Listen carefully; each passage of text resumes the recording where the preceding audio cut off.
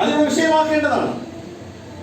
പൊതു ചർച്ച തെരഞ്ഞെടുപ്പിൽ സ്ഥാനാർത്ഥികൾ മത്സരിക്കുന്നത് നയത്തിന്റെയും പരിപാടികളുടെ അടിസ്ഥാനത്തിലാണ്.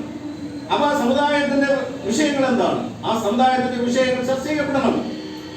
അത് ഉന്നയിച്ചിട്ടില്ല. അത് ഉന്നയിക്കേണ്ടത് എന്തുകൊണ്ട് ഉന്നയിച്ചില്ല? അതാണ് ചോദ്യം.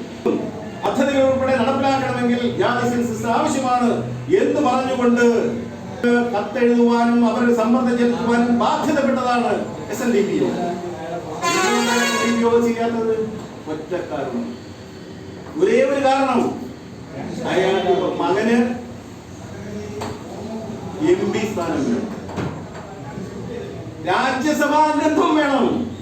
രാജ്യസഭാ അംഗത്വം കിട്ടാൻ വേണ്ടി കേന്ദ്ര ഗവൺമെന്റ് കാല് നക്കിക്കൊണ്ട് അയാൾ ഈ ജാതി സെൻസസ് എന്ന് പറയുന്ന SNDP യോഗത്തിന്റെ പ്രഖ്യാപിത നിലപാടിനെ തള്ളിപ്പറയുന്ന ഈ പറയുന്ന ജനറൽ സെക്രട്ടറി SNDP യോഗത്തിന്റെ ജനറൽ സെക്രട്ടറി അല്ല, ഈഴവ സമുദായത്തിന്റെ നേതാവല്ല.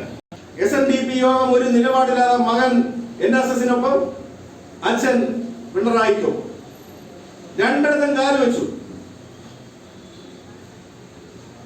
SNDP യോഗത്തിനോട് ആവശ്യപ്പെട്ടു, നിങ്ങൾക്ക് എന്താണ് ആവശ്യം എന്ന് ചോദിച്ചപ്പോൾ പറഞ്ഞത്, ഞങ്ങൾക്ക് 58 അധ്യാപക നിയമനങ്ങൾക്ക് അംഗീകാരം കിട്ടണം. 2019 നടന്നത് ഇത് KK മഹേശ്വരൻ ആത്മഹത്യാ കുറിപ്പിലുണ്ട്. ഞങ്ങൾ തരാം, നിങ്ങൾക്ക്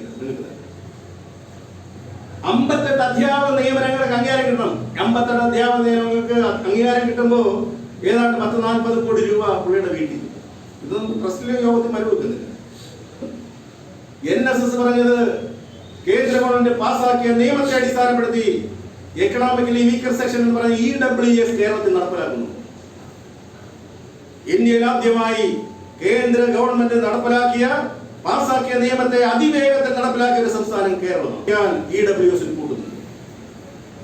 അപ്പൊ സമുദായ താല്പര്യം പറയാത്ത, സമുദായത്തിന്റെ ശബ്ദം ഉയർത്താത്ത അയാൾ എങ്ങനെ ഈ സമൂഹത്തിന്റെ ആവശ്യം പറയും?